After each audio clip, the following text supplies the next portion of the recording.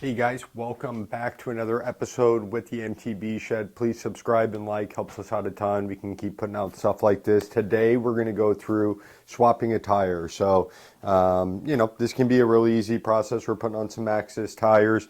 There's a couple tricks to make this easy, so I'm going to show them to you. A lot of people struggle for that final couple inches on the tire, and there's a real easy trick to get that done. If you have a Presta valve, this is Schrader valve. Let's see.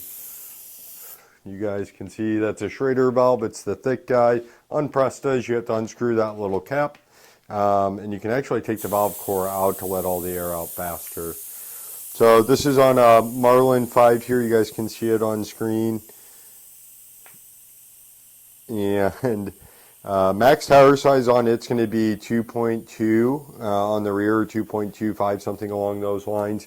So we're going to go with a Maxxis Recon 2.25 for the rear, and then up front on his fork, we're going to do a Maxxis Recon 2.4. So these tires here, these are, oh no, wait, we're doing Ardent, I apologize. 60 TPI Ardents, and yeah, good base tire. It's a non-tubeless setup, so yeah, that came off way too easy. This is always how the videos go, like it's way easier than it should be. Let's change, let's make sure you guys are on the right screen. You are. Alright, we'll let the auto director do its thing. So this came off really easy. One thing of note, if you look at any manufacturer websites for your rims, they're going to tell you not to use tire levers on your rims. If you are going to use tire levers, we're going to end up reusing that tube. If you're going to use tire levers, get you a set of these muck-off levers. They're super nice. These kind of thick paddles. Pedro's has a similar lever. Get you guys in close. But yeah, these are the muck-off levers. So really nice. They can grab onto a spoke, so you can use two of them, stick them both in at the same time, kind of pull it back, hook one on your spoke, then pull the rest of it off. When you're putting tires on, you should never use tire levers, whether you're tube or tubeless. On non-tubular rims, it's okay to use levers. If you're on a tube setup, then if you use levers when you're installing, you quite possibly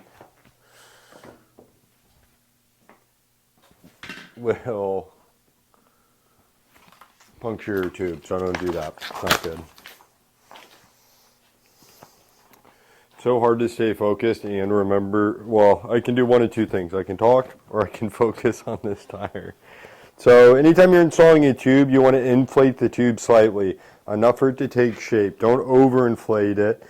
Just enough air, so I left just enough air when I took it off the other tire for it to keep to kind of hold its shape, but not over expand. I'm going to look at the direction. Most tires are going to have an arrow on them somewhere. This one does. The arrow is pointing this direction. My disc brake's obviously on the left, so that's going to be the correct direction. And I'm going to start on a tube here by inserting the valve into the valve hole. I'll put one side of the tire on first. Obviously on this one I have to start at the valve stem. When I do the other bead, I'm not going to start at the valve stem. So I'm going to get everything up in here.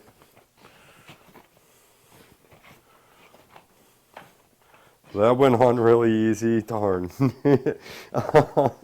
That means this other side's going to go on easy as well. Anytime you're installing a tire, you want to install starting with this valve core at your belly button.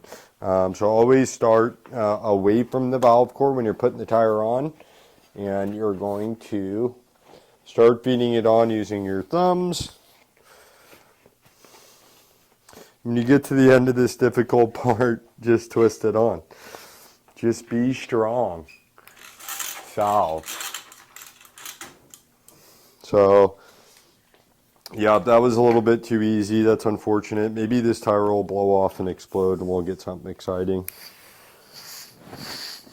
Because elsewise I set up these cameras for nothing. On tubes, I try to fill up everything really slowly, and I'll watch and make sure that everything's gonna seat nicely. The max PSI on these tires is probably somewhere closer to like 50, but let's see here. What does it say? Max PSI 35 to 65. So he's going to be mountain biking and whatnot, so I'm going to leave him at 35. You can probably go lower as well. You don't ever need to go to the max. It's not important. And after you get your tire filled up, make sure that the bead set all the way around. If not, when you reinstall your tire onto the bike, you will see it kind of wobble. So this one's not wobbling, so we know that we have it set, and I can see around here this line goes all the way around. I have something stuck to my shoe, all the way around on this tire here. So hope you guys can see that on screen. My Maxxis logo, of course, is lined up with my valve stem. Typically on I wouldn't call this a hybrid bike, but on a hybrid bike, I would put the max PSI or the recommended tire pressure section at the valve stem. So if you're kind of helping a friend out or something, that's always something to keep in mind. It's a good thing to do. Put that pressure valve on there. So this video is going to be useless for anyone. I apologize. That was way too easy. This bike does look sharp with these tires. What a fine choice.